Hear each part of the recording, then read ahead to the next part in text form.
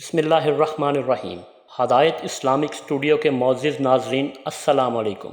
آج ہم آپ کو قرآن پاک کا ایک واقعہ جو سورہ بقرہ آیت نمبر 243 میں ہے اور صحیفہ نمبر 30 پر موجود ہے۔ شہر یروشلم کا کوئی ویران اور خاموش علاقہ تھا جہاں ہزاروں انسانوں کی ہڈیاں دو پہاڑوں کے درمیان بکھری پڑی تھیں۔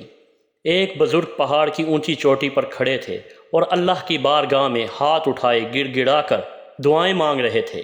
ہر مخلوق اس منظر کو حیرانگی سے دیکھ رہی تھی کہ اچانک ہواؤں میں خنکی بڑھنے لگی اور وہ طوفان کی صورت اختیار کرنے لگی اور میدان میں بکھری ہڈیاں تیزی سے حرکت کرنے لگی۔ ان بوسیدہ اور کمزور ہڈیوں میں جیسے جان آ گئی ہو اور وہ آپس میں جڑنے لگی۔ موت کی اس خوفناک وادی میں ایسا کیا ہوا جو قوم بنی اسرائیل کے لیے عبرت کی نشانی بن گئی؟ وہ بزرگ کون تھے جن کی دعاؤں سے یہ معجزہ پیش آیا؟ آج ہم اس ویڈیو میں حضرت حزقیل علیہ السلام اور موت کی وادی کے اس قرآنی واقعے کی تفصیل آپ کو سنائیں گے۔ حضرت حزقیل علیہ السلام ایک نیک، صابر اور برگزیدہ اللہ کے پسندیدہ نبی تھے۔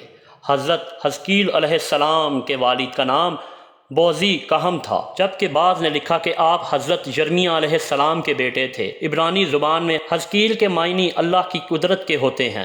بعض علماء نے قرآن مجید میں موجود نام ذوالکفیل کو حضرت حزقیل علیہ السلام کا دوسرا نام قرار دیا ہے۔ حضرت حزقیل علیہ السلام کی بعثت کا زمانہ 622 قبل مسیح کا ہے۔ روایتوں سے پتہ چلتا ہے کہ آپ علیہ السلام ابھی بہت چھوٹے بچے تھے کہ والد کا انتقال ہو گیا۔ جب آپ کی بعثت کا زمانہ قریب آیا تو والدہ بہت ضعیف اور بوڑھی ہو چکی تھیں، اس لیے بنی اسرائیل کے لوگ آپ کو ابن الوجود یعنی بوڑھی عورت کا بیٹا کہہ کر پکارتے تھے۔ حضرت حزقیل حضرت موسیٰ علیہ السلام کے تیسرے خلیفہ تھے جو منصبی نبوت پر سرفراز کیے گئے۔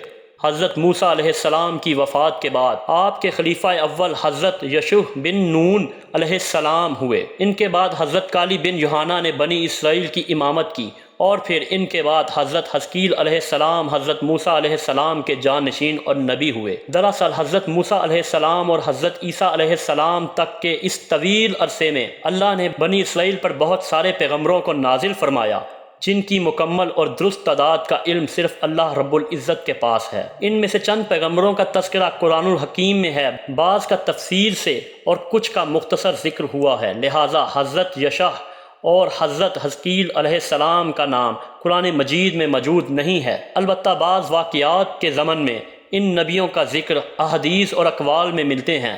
حضرت حزقیل علیہ السلام نبوت کے عہدے پر فائز ہوئے تو بنی اسرائیل میں سرکشی اور نافرمانی عام تھی۔ جھوٹ، منافقت، رشوت خوری، حسد، کینہ معاشرے میں پھیل چکی تھی۔ لوگ بے حیائی اور بدکاری پر فخر کرتے تھے، ظلم و جبر کر کے خوش ہوتے تھے۔ باپ دادا کی رسم و رواج مذہب بن چکی تھی۔ بنی اسرائیل اتنے فرقوں میں بٹ چکا تھا کہ ان کا شمار کرنا ممکن نہ تھا۔ اس بدترین معاشرے میں حضرت حزقیل علیہ السلام نے توحید اور اللہ پاک پر ایمان کا پرچم سر بلند کیا۔ آپ نے اپنی قوم کے لوگوں کو سچائی اور ایمانداری اور عقیدہ توحید کی تعلیم دی اور لوگوں کو صراط مستقیم کے راستے پر چلنے کی ہدایت کی، لیکن اس تبلیغ اور دعوت حق کا ان پر کچھ بھی اثر نہ ہوا۔ وہ اپنی ہٹ درمی پر قائم رہے، لہٰذا آپ نے بنی اسرائیل پر آنے والے عذاب اور ہولناک تباہی اور خطرناک نتیجہ سے انہیں آگاہ کیا۔ بائبل میں آپ سے منسوب صحیفہ حزقیل موجود ہے جو بائبل کی آخری کتاب ہے۔ صحیفہ حزقیل میں آپ کی پیشن گوئی تفصیل سے موجود ہے۔ سن 550 قبل مسیح میں بائبل کے بادشاہ بخت نصر نے بیت المقدس پر حملہ کر دیا، لہٰذا یہودی خوف زدہ ہو کر قلعہ بند ہو گئے۔ حضرت حزقیل علیہ السلام کا خیال تھا کہ بنی اسرائیل کی تباہی ان کے لیے بطور سزا اور سبق ہے جو خدا کی طرف سے دی گئی ہے۔ آپ نے توبہ پر زور دیتے ہوئے اپنی قوم کے لوگوں سے کہا کہ اے بنی اسرائیل کے لوگوں، توبہ کرو اور اپنی ساری بدکاریوں اور بے حیائیوں سے باز آ جاؤ۔ سارے برے اور غلط کام جنہیں کر کے تم گناہ گار ہوتے ہو خود سے الگ کر کے پھینک دو اور اچھے اعمال کرنے کی کوشش کرو۔ اپنے لیے ایک نیا دل اور نئی روح پیدا کرو۔ مہینوں تک یہ عمل جاری رہا۔ آخر کار مجبور ہو کر ایک رات لوگ شہر سے نکل کر بھاگ گئے۔ وقت نصر کے فوجیوں نے ان کا تعاقب کر کے ان کو قتل کر دیا۔ پورا یروشلم خاک اور خون سے بھر گیا۔ اسی دوران ایک ایسا واقعہ پیش آیا جس سے بنی اسرائیل حیرت زدہ رہ گئے اور یہ واقعہ نشان عبرت بن گیا۔ واقعہ دراصل یوں ہے کہ حضرت حزقیل علیہ السلام نے بنی اسرائیل کے بچے ہوئے لوگوں سے کہا کہ تم سب تیار ہو جاؤ، ہم مشرکین سے جنگ کرنے کے لیے جائیں گے تاکہ اللہ کے نام کو بلند کیا جا سکے۔ بنی اسرائیل نے جب جنگ اور جہاد کی بات سنی تو اپنی جانوں کے خوف سے بھاگ کھڑے ہوئے اور آبادی سے دور ایک وادی میں جا کر رہنے لگے جو دو پہاڑوں کی گھاٹی کے درمیان جگہ ہے۔ اللہ تعالیٰ کو ان لوگوں کی یہ حرکت بہت بری لگی اور بہت ناپسند آئی، چنانچہ اللہ نے ایک عذاب کے فرشتے کو اس جنگل میں بھیج دیا جس نے ایک پہاڑ کی آڑ میں چھپ کر اور چیخ مار کر بلند آواز سے یہ کہا کہ تم سب مر جاؤ۔ اس بھیانک چیخ کو سن کر سب کے سب لوگ وہیں مر گئے، جن کی تعداد 70,000 تھی۔ ان مردوں کی تعداد اس قدر زیادہ تھی کہ لوگ ان کے کفن و دفن کا کوئی انتظام نہ کر سکے اور ان مردوں کی لاشیں کھلے میدان میں بے گور و کفن یوں ہی پڑی رہ گئیں۔ کچھ عرصہ بعد یہ لاشیں اسی طرح پڑے رہنے کی وجہ سے سڑنے لگیں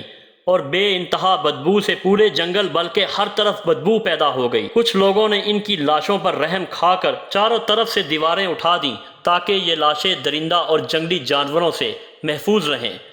کچھ دنوں کے بعد حضرت حزقیل علیہ السلام کا اس جنگل میں ان لاشوں کے پاس سے گزر ہوا تو اپنی قوم کے 70,000 انسانوں کی اس موت ناگہانی اور بے گور و کفن لاشوں کی فروانی دیکھ کر رنج و غم سے ان کا دل بھر گیا۔ آپ کی آنکھیں آنسوؤں سے بھر گئیں اور اللہ کے دربار میں دکھ بھرے دل سے گڑ گڑا کر دعا مانگنے لگے کہ یا اللہ، یہ میری قوم کے افراد تھے جو اپنی نادانی سے یہ غلطی کر بیٹھے کہ موت کے ڈر سے شہر چھوڑ کر جنگل میں آ گئے۔ یہ سب میرے شہر کے باشندے ہیں، ان لوگوں سے مجھے محبت تھی اور یہ لوگ میرے دکھ سکھ میں شریک ہوتے تھے۔ افسوس کہ میری قوم ہلاک ہو گئی اور میں بالکل اکیلا رہ گیا۔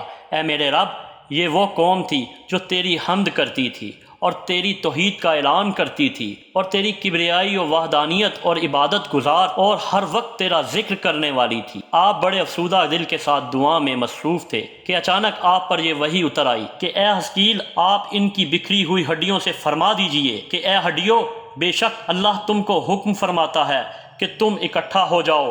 یہ سن کر بکھری ہوئی ہڈیوں میں حرکت پیدا ہوئی اور ہر آدمی کی ہڈیاں جمع ہو کر ہڈیوں کے ڈھانچے بن گئے۔ پھر یہ وحی آئی کہ اے حزقیل، آپ فرما دیجئے کہ اے ہڈیوں، تم کو اللہ کا یہ حکم ہے کہ تم گوشت پہن لو۔ یہ کلام سنتے ہی فوراً ہڈیوں کے ڈھانچوں پر گوشت وغیرہ چڑھ گیا۔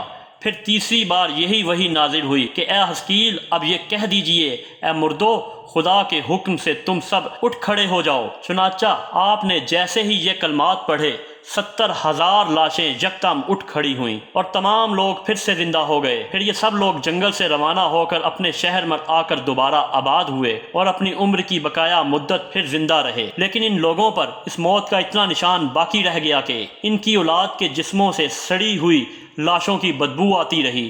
یہ اثرات آج تک ان یہودیوں میں پائے جاتے ہیں جو ان لوگوں کی نسل سے چلے آ رہے ہیں۔ حضرت حزقیل علیہ السلام کی موت کی اس وادی سے متعلق اس واقعے میں ہمارے لیے ایک پیغام موجود ہے کہ موت سے بھاگنا ممکن نہیں۔ اس کا ایک وقت مقرر ہے جس میں لمحوں کی بھی کمی یا زیادتی کی گنجائش نہیں۔ جیسا کہ اللہ نے فرمایا کہ ہر جاندار کو موت کا مزہ چکھنا ہے، موت و حیات واحد اللہ کے ہاتھ میں ہے۔ تقدیر الہی کے مقابلہ میں کوئی تقدیر مددگار نہیں ہو سکتی۔ سورہ الانعام میں اللہ نے فرمایا ہے کہ تم جہاں بھی جاؤ گے، وقت مقررہ پر موت تمہیں جا پکڑے گی، چاہے تم مضبوط قلعوں میں ہی کیوں نہ رہ رہے ہو۔